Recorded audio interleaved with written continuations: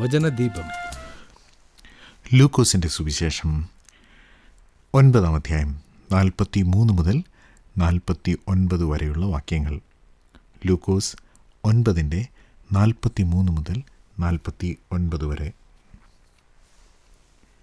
നിങ്ങൾ ഈ വാക്ക് ശ്രദ്ധിച്ച് കേട്ടുകൊള്ളുവിൻ. മനുഷ്യപുത്രൻ മനുഷ്യരുടെ കയ്യിൽ ഏൽപ്പിക്കപ്പെടുവാൻ പോകുന്നു എന്ന് പറഞ്ഞു. ആ വാക്ക് അവർ ഗ്രഹിച്ചില്ല. അത് തിരിച്ചറിയാതെ വണ്ണം അവർക്ക് മറഞ്ഞിരുന്നു. ആ വാക്ക് സംബന്ധിച്ച് അവനോട് ചോദിപ്പാൻ അവർ ശങ്കിച്ചു. അവരിൽ വെച്ച് ആർ വലിയവൻ എന്ന ഒരു വാദം അവരുടെ ഇടയിൽ നടന്നു. യേശു അവരുടെ ഹൃദയവിചാരം കണ്ട് ഒരു ശിശുവിനെ എടുത്ത് അരികെ നിർത്തി. ഈ ശിശുവിനെ എൻ്റെ നാമത്തിൽ ആരെങ്കിലും കൈക്കൊണ്ടാൽ എന്നെ കൈക്കൊള്ളുന്നു.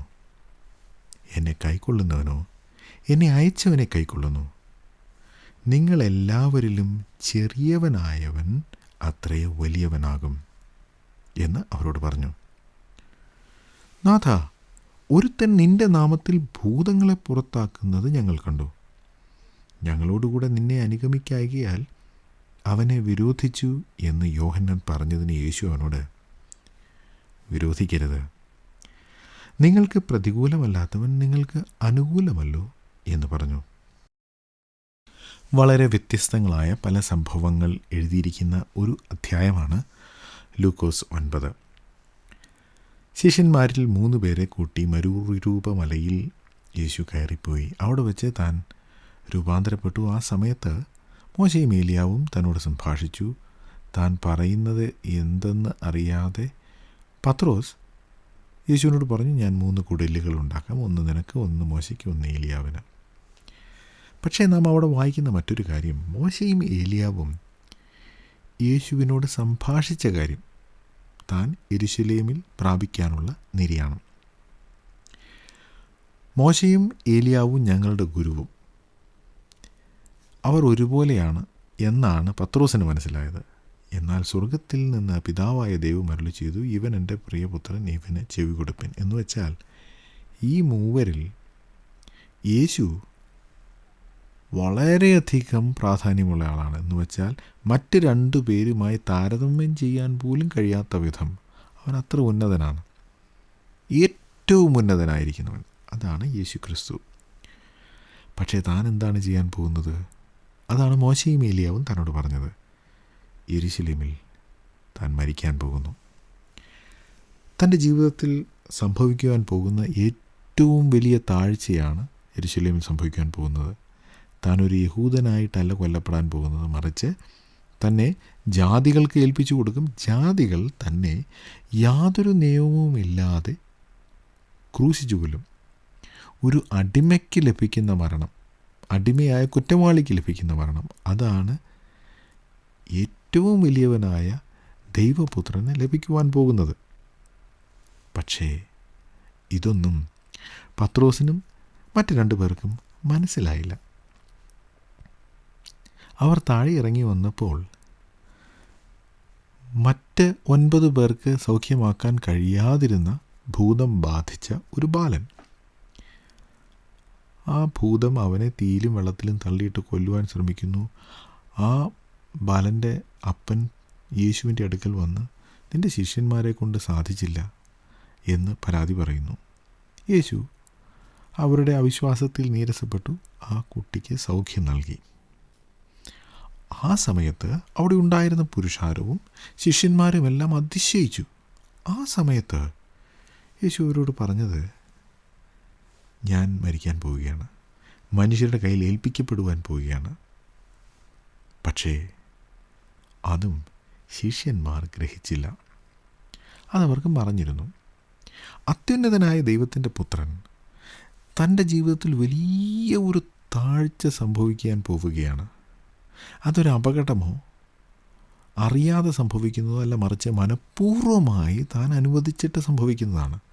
യെരൂശലേമിൽ മരിക്കുവാൻ വേണ്ടി പോകുവാൻ താൻ യെരൂശലേമിന് നേരെ മുഖം തിരിച്ചു എന്ന് തന്നെയാണ് നാം വായിക്കുന്നത്. താൻ ഇത്തരത്തിൽ ഒരു താഴ്ച അനുഭവിക്കുവാൻ സ്വയം ഏൽപ്പിച്ചു കൊടുക്കുന്നതിനൊരു കാരണമുണ്ട്. പിതാവായ ദൈവം തന്നെക്കുറിച്ച് അത് ആഗ്രഹിച്ചു. ആ താഴ്ചയുടെ ഫലമായി പിന്നീട് ഈ പ്രപഞ്ചത്തിലെ ഏറ്റവും ഉന്നതമായ നാമം പിതാവ് നൽകുവാൻ പോവുകയാണ്. പക്ഷേ അതിനു മുൻപ് തൻ്റെ ജീവിതത്തിൽ ഒരു താഴ്ച ഉണ്ടാകുമെന്ന് തൻ്റെ ശിഷ്യന്മാരോട് പറഞ്ഞു. പക്ഷേ അതവർക്ക് മനസ്സിലായില്ല. ഈ അവസരത്തിൽ അവരുടെ ഇടയിൽ ഒരു വാദം നടക്കുന്നുണ്ടായിരുന്നു. ഈ 12 പേർ പരസ്പരം മത്സരിക്കുകയാണ്. കാരണം ഇവരിൽ ആരാണ് വലിയവൻ? ഇതിനു വേണ്ടി ഓരോരുത്തരും മത്സരിച്ചു. ഓരോരുത്തരും അവരവരുടെ വാദം മറ്റുള്ളവരുടെ മുമ്പാകെ പറഞ്ഞു, അല്ലെങ്കിൽ പ്രകടിപ്പിച്ചു. ഇത് പക്ഷേ യേശുവിൻ്റെ മുൻപിൽ അവർ തുറന്നു പറഞ്ഞില്ല. ഓരോരുത്തർക്കും അവരവർ വലിയവരാണ്, മറ്റുള്ളവരെക്കാൾ ശ്രേഷ്ഠരാണെന്ന് പറയുവാൻ പല കാരണങ്ങളും ഉണ്ടായിരുന്നു. അത് നല്ലതാണ്, അത് ചെയ്യേണ്ടതാണ് എന്ന് അവർക്ക് ഉത്തമ ബോധ്യമുണ്ടായിരുന്നെങ്കിൽ അവർ തീർച്ചയായും യേശുവിൻ്റെ മുമ്പിലും അത് പറഞ്ഞേനെ. പക്ഷേ യേശുവിൻ്റെ മുമ്പിൽ വെച്ച് ഈ കാര്യത്തെക്കുറിച്ച് അവർക്ക് സംസാരിക്കാൻ വിമുഖതയുണ്ടായിരുന്നു എന്നതിൻ്റെ അർത്ഥം അവർക്ക് തന്നെ അറിയാമായിരുന്നു അവർ ചെയ്യുന്നത് അത്ര ശരിയല്ല. യേശുവിനുണ്ടാകാൻ പോകുന്ന താഴ്ചയെക്കുറിച്ചും തൻ്റെ മരണത്തെക്കുറിച്ചും ഒന്നും അവർക്ക് മനസ്സിലായില്ലെങ്കിലും ഇതുവരെയുള്ള യേശുവിൻ്റെ പഠിപ്പിക്കലുകളിൽ നിന്നും അവർക്ക് ചില കാര്യങ്ങൾ മനസ്സിലായിട്ടുണ്ട്. തന്നെത്താൻ ഉയർത്തുക എന്നത് ഒരു യേശുവിൻ്റെ ശിഷ്യന് ചേർന്ന കാര്യമല്ല എന്നവർക്കറിയാം. പക്ഷേ അവർ വാദിക്കുന്നത് എന്തിനു വേണ്ടിയാണ്? തന്നെത്താൻ ഉയർത്തുവാൻ വേണ്ടി. യേശു മനുഷ്യപുത്രന്മാരുടെ കയ്യിൽ ഏൽപ്പിക്കപ്പെടുവാൻ പോകുന്നു എന്ന് പറഞ്ഞപ്പോൾ അവർക്ക് മനസ്സിലായില്ലെങ്കിലും യേശുവിൻ്റെ ശുശ്രൂഷയ്ക്ക് എന്തോ ചില വലിയ മാറ്റങ്ങൾ ഉണ്ടാകാൻ പോകുന്നു എന്നവർക്ക് മനസ്സിലായി. അതുകൊണ്ട് അടുത്തത് ആര് എന്ന ഒരു ചോദ്യം അവരുടെ മനസ്സിലുണ്ടായിരുന്നു. ഒരുപക്ഷെ അതുകൊണ്ടായിരിക്കാം അവരിൽ ആർ വലിയവൻ എന്നൊരു വാദം ഉണ്ടാകുവാൻ തന്നെ ഇടയായത്. എന്തായാലും അവർക്കെല്ലാം അറിയാമായിരുന്നു ഇത് യേശുവിൻ്റെ മുമ്പാകെ പറയുവാൻ പറ്റിയ ഒരു കാര്യമല്ല എന്ന്. പ്രിയ സുഹൃത്തേ, ഇതാണ് മിക്കവാറും എല്ലാ ആളുകളും സ്വയം ഉയർത്തുവാൻ ശ്രമിക്കുമ്പോൾ ഉണ്ടാകുന്നത്. അവർക്ക് തന്നെ അറിയാം അവർ ചെയ്യുന്നത് ശരിയല്ല. പക്ഷേ മറ്റുള്ളവരുടെ മുമ്പിൽ എനിക്ക് താഴാൻ മനസ്സില്ല. വേണമെങ്കിൽ യേശുവിൻ്റെ മുമ്പിൽ താഴാം, പക്ഷേ മറ്റുള്ളവരുടെ മുമ്പിൽ ഇല്ല. അതിനെനിക്ക് മനസ്സില്ല. ഇത് പൊതുവെ മനുഷ്യർക്ക് അല്ലെങ്കിൽ ദൈവഭക്തരെന്ന് പറയുന്ന വിശ്വാസികളെന്ന് പറയുന്ന ആളുകളുടെ ഇടയിൽ ഉണ്ടാകുന്ന ഒരു കുഴപ്പമാണ്.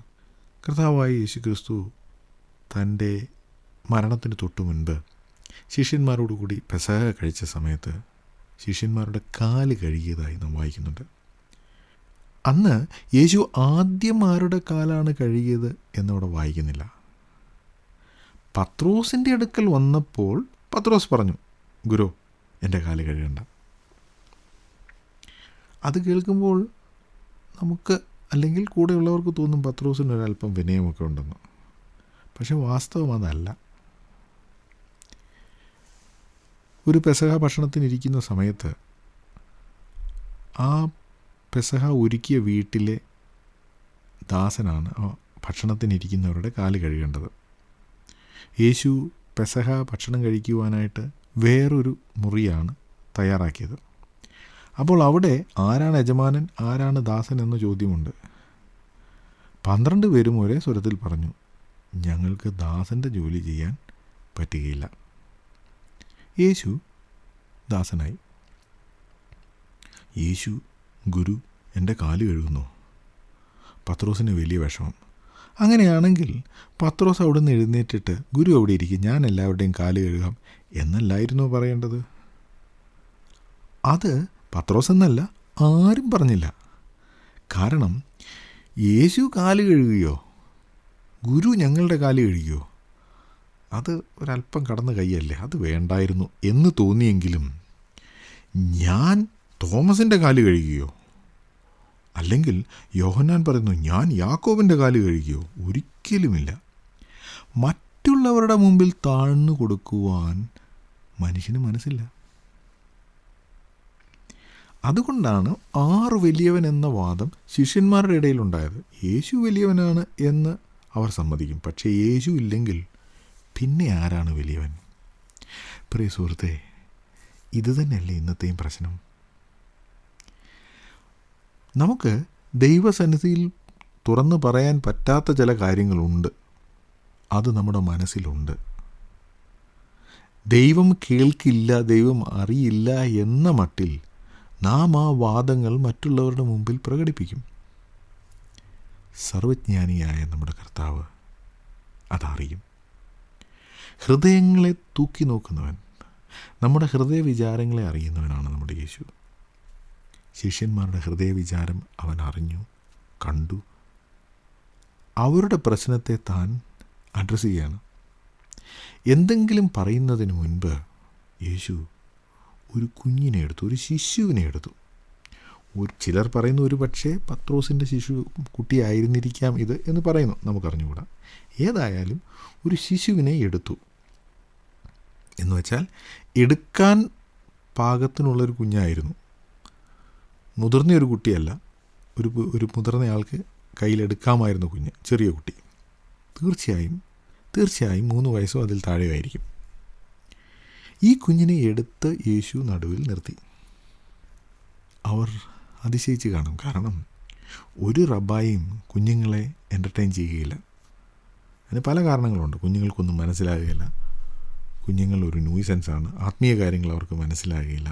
യഹൂദ ആചാരപ്രകാരം ഒരു കുഞ്ഞ് ശിശുപാലകൻ്റെ അടിമയാണ്. ഈ ശിശുപാലകൻ എന്ന് പറയുന്ന ഒരു അടിമയാണ്. അപ്പോൾ ഒരു അടിമയ്ക്ക് കീഴിൽ ജീവിക്കുന്നയാളാണ് ശിശു.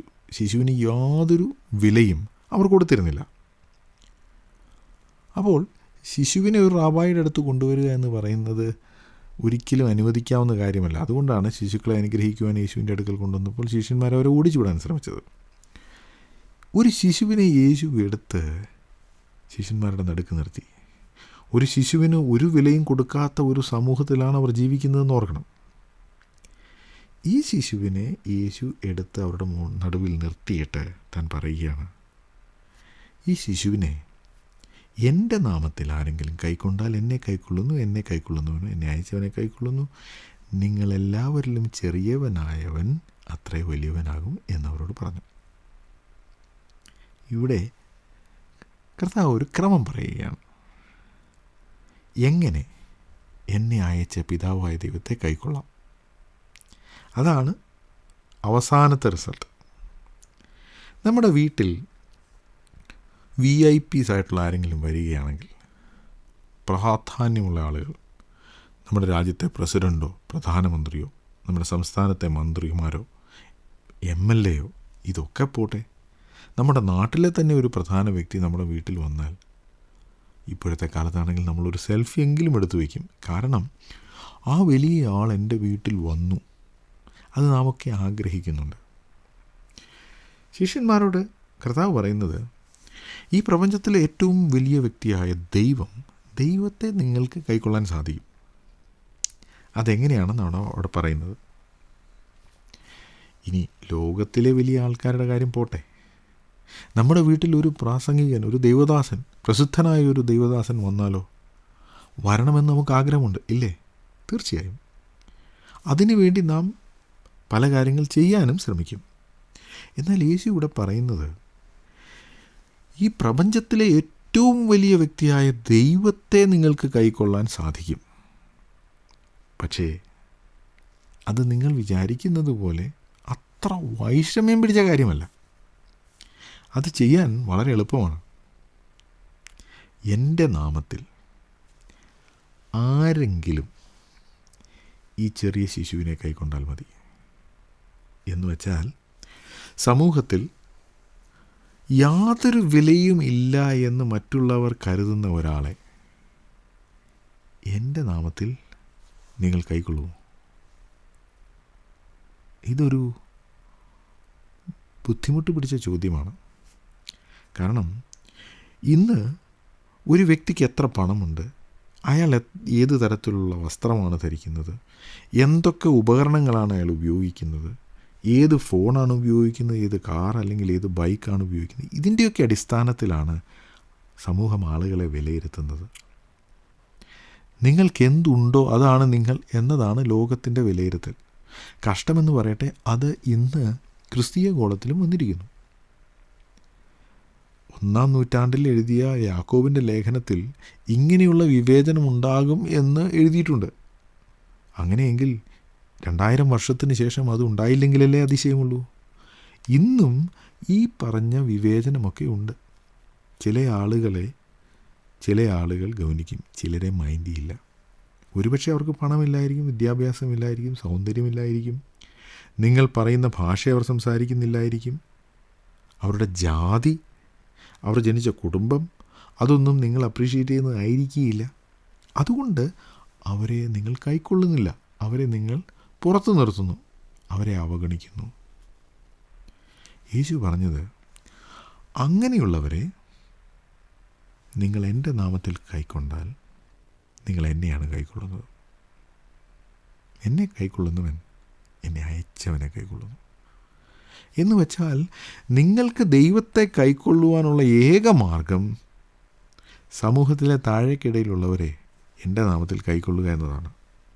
പ്രിയ സുഹൃത്തെ, ഇന്ന് നിങ്ങളൊരു തീരുമാനമെടുക്കുമോ? അടുത്ത ഞായറാഴ്ച ഞാൻ സഭയിൽ പോകുമ്പോൾ സാധാരണ ആരും സംസാരിക്കാത്ത, അവഗണിക്കുന്ന ഒരു വ്യക്തി നിങ്ങളുടെ സഭയിലുണ്ടായിരിക്കും. എല്ലാ സഭയിലും ഉണ്ട്. ആ വ്യക്തിയോട് നിങ്ങൾ സംസാരിക്കുമോ? ആ ആളോട് കുശലം ചോദിക്കുമോ? പണമുള്ളവരോട്, നല്ല വസ്ത്രം ധരിച്ചവരോട്, പ്രസംഗിക്കുന്ന ദേവദാസന്മാരോട്, ഇവരോടൊക്കെ സംസാരിക്കാൻ ആളുകൾ ക്യൂ നിൽക്കുകയാണ്. എന്നാൽ ആരും സംസാരിക്കാനില്ലാതെ മൂലയിൽ നിൽക്കുന്ന ഒരു സഹോദരൻ നിങ്ങളുടെ സഭയിലുണ്ട്, ഒരു സഹോദരിയുണ്ട്.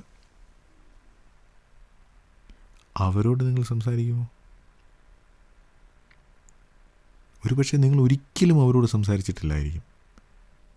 അടുത്ത ഞായറാഴ്ച അവരോട് പോയൊന്ന് സംസാരിക്കുമോ? അവരുടെ വിശേഷം ഒന്ന് ചോദിക്കുമോ? അവരെ കൈക്കൊള്ളുമോ? കർത്താവ് പറയുന്നത്, നിങ്ങൾ അങ്ങനെ ചെയ്താൽ നിങ്ങൾ എന്നെയാണ് കൈക്കൊള്ളുന്നത്. എന്നെ കൈക്കൊണ്ടാൽ എന്നെ അയച്ചവനെയാണ് കൈക്കൊള്ളുന്നത്. നാം അത് ചെയ്യാതിരുന്നാൽ പിന്നീട് ദുഃഖിക്കേണ്ടി വരും. കാരണം ഒരു ദിവസം ഇതിന് നമ്മൾ കണക്ക് പറയണം. നിങ്ങളുടെ സഭയിൽ ഞാൻ വന്നു, എന്നെ നിങ്ങൾ കൈക്കൊണ്ടില്ല എന്ന് കർത്താവ് നിങ്ങളോട് ചോദിക്കും. വണ്ടിക്കൂലിക്ക് ബുദ്ധിമുട്ടുള്ള, നല്ല വസ്ത്രം ധരിക്കാനില്ലാത്ത, വണ്ടിക്കൂലി ഇല്ലാത്തതുകൊണ്ട് എല്ലാ ആഴ്ചയും വരാൻ സാധിക്കാത്ത ഒരു സഹോദരൻ, ഒരു സഹോദരി നിങ്ങളുടെ സഭയിലുണ്ട്. ആ സഹോദരനോട് സംസാരിക്കാൻ നിങ്ങൾക്ക് ബുദ്ധിമുട്ടാണോ? അങ്ങനെയാണെങ്കിൽ കർത്താവ് നിങ്ങളോട് പറയാൻ പോകുന്നത്, നിങ്ങൾക്ക് എന്നോട് സംസാരിക്കാൻ ബുദ്ധിമുട്ടായിരുന്നു എന്നാണ്. ഇവിടെ യേശു പറയുന്നു, ഈ കുഞ്ഞിനെ, നിങ്ങൾ ഒരു വിലയും കൊടുക്കാത്ത ഈ ശിശുവിനെ നിങ്ങൾ കൈക്കൊണ്ടാൽ നിങ്ങൾ എന്നെ കൈക്കൊള്ളുന്നു. അങ്ങനെ ചെയ്താൽ നിങ്ങൾ ദൈവത്തെ കൈക്കൊള്ളുന്നു. ഇനി നിങ്ങൾക്ക് വലിയവനാകണമെന്ന് ആഗ്രഹമുണ്ടോ? ചെറിയവനാകുവാൻ ശ്രമിക്കുക, നിങ്ങൾ വലിയവനാകും. ഇത് കേട്ട് കഴിഞ്ഞ് യോഹന്നാൻ ഒരു പരാതി കർത്താവിനോട് പറയുകയാണ്. നാഥാ, ഒരുത്തൻ നിൻ്റെ നാമത്തിൽ ഭൂതങ്ങളെ പുറത്താക്കുന്നത് ഞങ്ങൾ കണ്ടു. ഈ അധ്യായത്തിൽ ശിഷ്യന്മാർ ഭൂതങ്ങളെ പുറത്താക്കാൻ ശ്രമിച്ചിട്ട് നടന്നില്ല. അവർ പരാജയപ്പെട്ടു, ഇളിഭ്യരായി. പുരുഷാരം അവരോട് വാദിക്കുവാൻ തുടങ്ങി. പരീശന്മാർ അവരോട് തർക്കിച്ചു. അതേ അധ്യായത്തിൽ തന്നെയാണ് യോഹന്നാൻ പറയുന്നു, ഞങ്ങളെക്കൊണ്ട് കഴിയാത്ത ഒരു കാര്യം വേറൊരുത്തൻ ചെയ്യുന്നത് ഞങ്ങൾ കണ്ടു. ഞങ്ങൾ അവനോട് വഴക്കുണ്ടാക്കിയിട്ടാണ് പറയുന്നത്. ഇനി അങ്ങനെ ചെയ്യരുതെന്ന് പറഞ്ഞ് ഞങ്ങൾ അവനെ വിരോധിച്ചു എന്നാണ് യോഹന്നാൻ പറയുന്നത്. കാരണം എന്താണ്? എന്തുകൊണ്ടാണ് അവനെ വിരോധിച്ചത്? അവൻ പറഞ്ഞ വാക്കുകൾ ശരിയല്ലേ? യോഹന്നാൻ പറയുന്നത്, ഒരുത്തൻ നിൻ്റെ നാമത്തിൽ ഭൂതങ്ങളെ പുറത്താക്കുന്നു എന്ന് വെച്ചാൽ അവൻ്റെ തിയോളജി കറക്റ്റാണ്. പിന്നെന്താ പ്രശ്നം? ഞങ്ങളോടുകൂടെ നിന്നെ അനുഗമിക്കായികയാൽ എന്ന് വെച്ചാൽ ഞങ്ങൾ ചെയ്യുന്നത് പോലെ തന്നെ അവൻ ചെയ്യുന്നില്ല. ഞങ്ങൾക്കാണ് ഇവിടെ പ്രാധാന്യം. എന്ത് ചെയ്താലും ഞങ്ങളോടുകൂടെ ചെയ്യണം, ഞങ്ങളുടെ അനുവാദത്തോടു കൂടി ഞങ്ങൾ ചെയ്യുന്നത് പോലെ ചെയ്താൽ മാത്രമേ അത് ദൈവിക ശുശ്രൂഷയാകൂ എന്ന മനോഭാവമായിരുന്നു യോഹന്നാന്. ദുഃഖകരമെന്ന് പറയട്ടെ, ഇന്ന് അനേക ക്രിസ്തു ശിഷ്യന്മാർക്ക് ഈ മനോഭാവമുണ്ട്. ഞങ്ങൾ ചെയ്യുന്നത് മാത്രമാണ് ശരി, ഞങ്ങൾ പാടുന്ന പാട്ട്, ഞങ്ങളുടെ ആരാധനക്രമം, ഞങ്ങളുടെ സുവിശേഷ വേല, ഞങ്ങൾ ചെയ്യുന്നത് മാത്രമാണ് ശരി. അങ്ങനെയല്ല. ദൈവം ഓരോരുത്തരെ ഓരോ കാര്യങ്ങൾക്കാണ് വിളിച്ചിരിക്കുന്നത്. അവർക്ക് ദൈവം കൊടുത്തിരിക്കുന്ന ആത്മഭാരം, അവരോട് ദൈവം സംസാരിച്ച് ഇതൊക്കെ വ്യത്യസ്തമാണ്.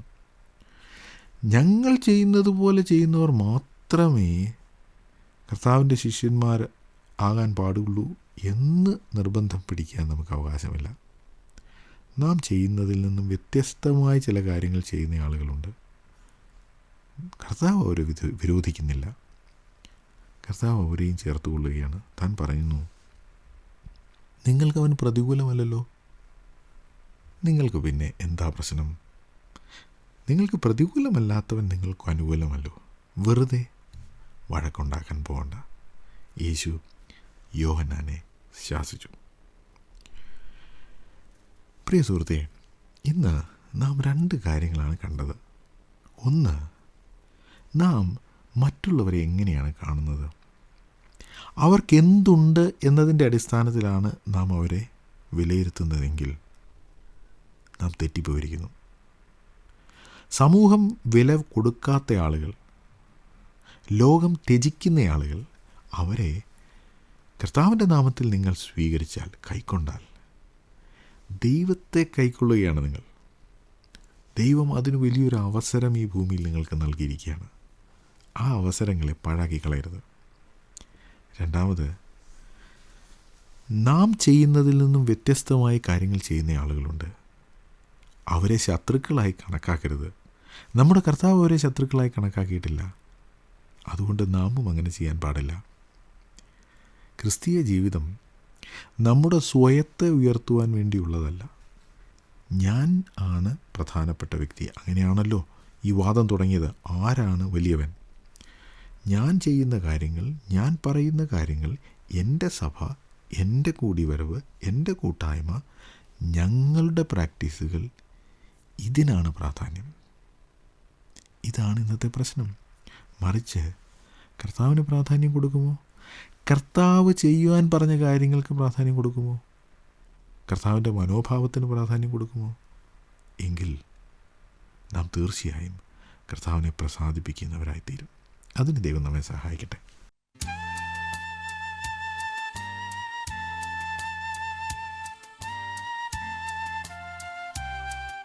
വചനദീപം